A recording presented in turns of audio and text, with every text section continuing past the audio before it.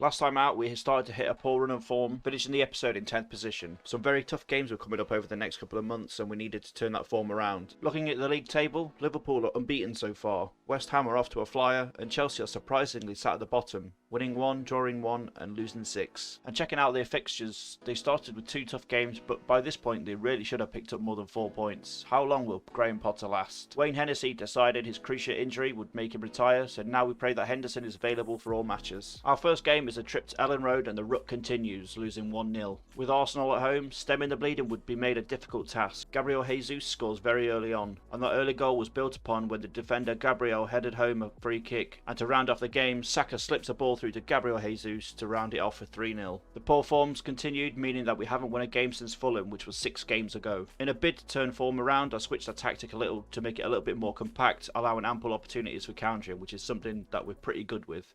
We went to Liverpool with a mammoth task of turning form around. Unfortunately, Darwin Núñez handed us a big lifeline. He was given a red card after 4 minutes into the game. Despite having the extra man, we looked a much more invigorated side. Kouyaté was able to grab a goal for us in the first half, and early into the second half, Morgan Gibbs-White took a heavy challenge. We prayed it wasn't a terrible injury as we needed him. The game continued on, we stole the ball high up the pitch, and Yates sends a lovely pass to Johnson. We're now 2-0 up and desperate to hold all 3 points. Liverpool threw everything at us, and despite our best defensive efforts, Diogo Jota's first attempt is rebounded in his path for an easy consolation goal. Fortunately, it was too late for them to make a comeback. We were somewhat lucky with Gibbs-White's injury, and he was only going to be out for about a month. Next up, we faced Southampton at home. They had an early goal, however, we was quite lucky and it was offside. And near the end of the first half, they had a man sent off, meaning back-to-back games we had a man advantage.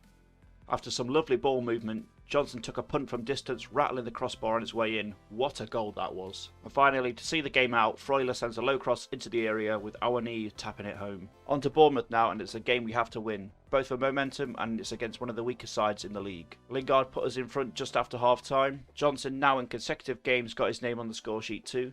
And captain Ryan Yates rounded off a fantastic performance with a very rare goal from outside of the area. And it looks like Todd Bowley pulled the plug on Graham Potter, replacing him with club legend John Terry. For the first time this season, we had some players finally feature in the team of the week. And talking of John Terry, his first game for Chelsea was at our place. A game we dominated statistically, but we just couldn't find a way through, ending 0-0. However, it's still a very positive result for us.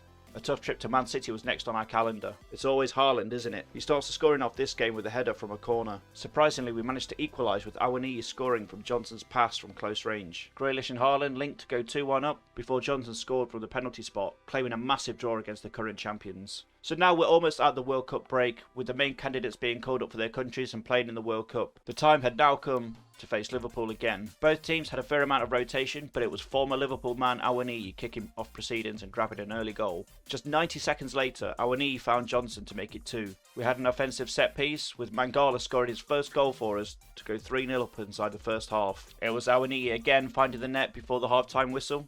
As the second half played out, 60 minutes in, we made a defensive error and it allowed Núñez to grab one back for Liverpool.